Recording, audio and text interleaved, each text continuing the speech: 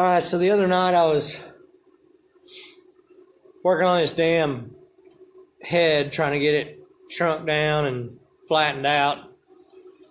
And the bit I was using, it was a small bit, and the interrupted cut is just brutal. So what I did was I took a file. Again, this is just fucking redneck shit, you know, just trying to make do with what you got.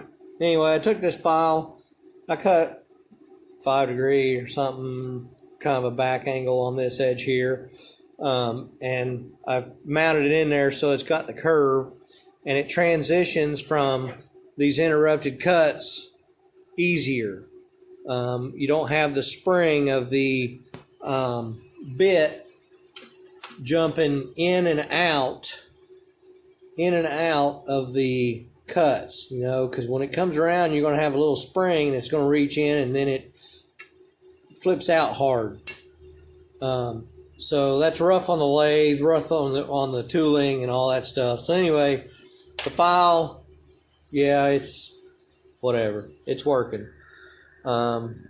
So I've got this little bit that I've got to get down to. So basically I have to take everything, and it is a smooth cut. Even though it's a file and it's showing, it's still a smooth cut, which doesn't matter right now because I'm going to have to fill in some of these holes. I've got to make plugs basically. I'll go in and smooth everything out, and I'll make plugs that go down in it, cut them out, put them down in it, and then they'll get tigged in, and then there'll be a cover plate that goes over everything, because these are water passages. This one here I think is another water passage, and then of course you've got these that are oil passages, you know, just for the drain back, and then you got another water here. So I'll end up filling this, and it'll be below flush of the head, and then I'll plate the end of it with probably 3/8 or something like that, and TIG the whole thing all the way around. This section right here, I'll have probably another 3/8 piece that I build that's the shape of whatever I get this ground out to. Basically, I'll just make gasket type patterns and TIG them all in, get everything cleaned up, and then cap it so that I don't have any leaks. So I'm gonna run this file down once, so in the other part of the other beginning of the video, you can hear the interrupted cut is just brutal on the machine. So I'm going to try to do this one-handed because I don't have a stand yet for any sort of camera or phone or any of that stuff. So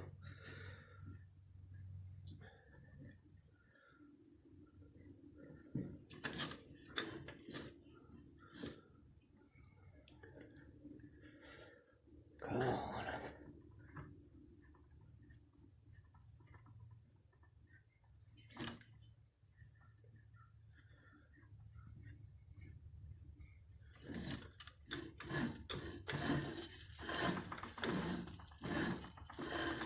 A little more.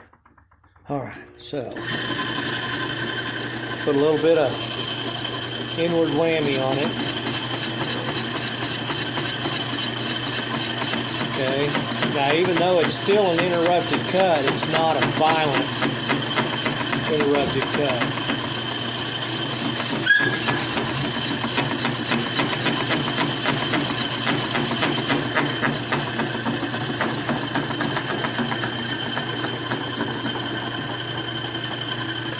Put a little oil on it, it's even less violent.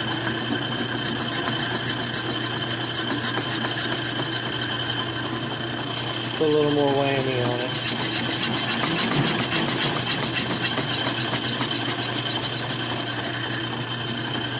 It's kind of hard to... Anyway, like I said, it was rough on this whole lathe, and this is not a really big lathe to be doing something like this, but it's working.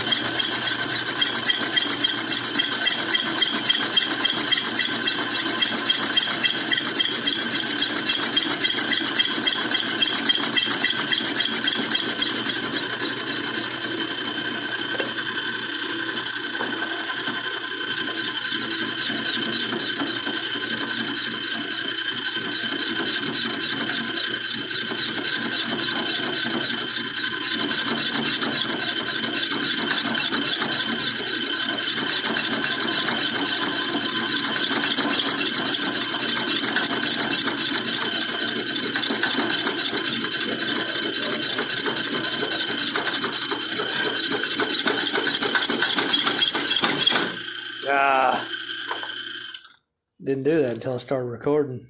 Thanks, guys. It's all your fault.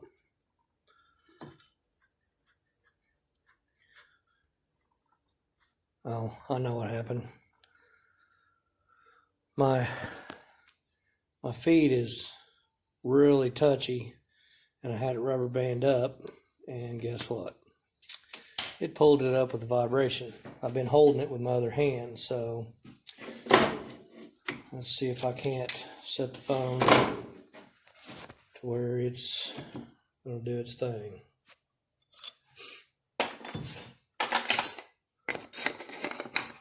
Always something.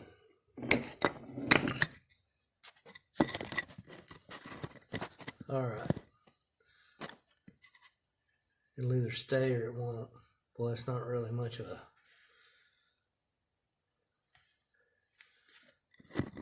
All right. Well, it won't. It's not going to stay there. I don't have a stand, so let me get this done. Like I said, I've only got to get this last bit, this out or down to this last bit. So it's working.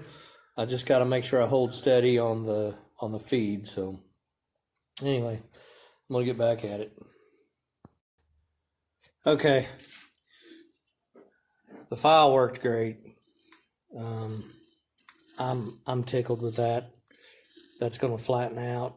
I'll start cleaning up with die grinder, burr bit. I'll start cleaning up the thin flanges area. Any place that it's really thin, like right here, you know, I can clean that up where it's got a little bit more thickness to where I can weld to.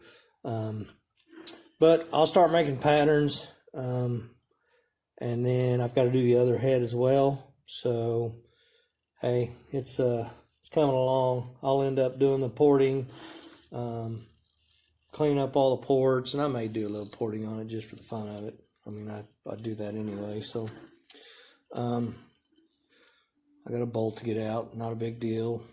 Still have a bolt hole here that I can use to bolt manifold on. It looks like everything's gonna work out fine. 4 bolts for the cylinder. So I think we're gonna be good.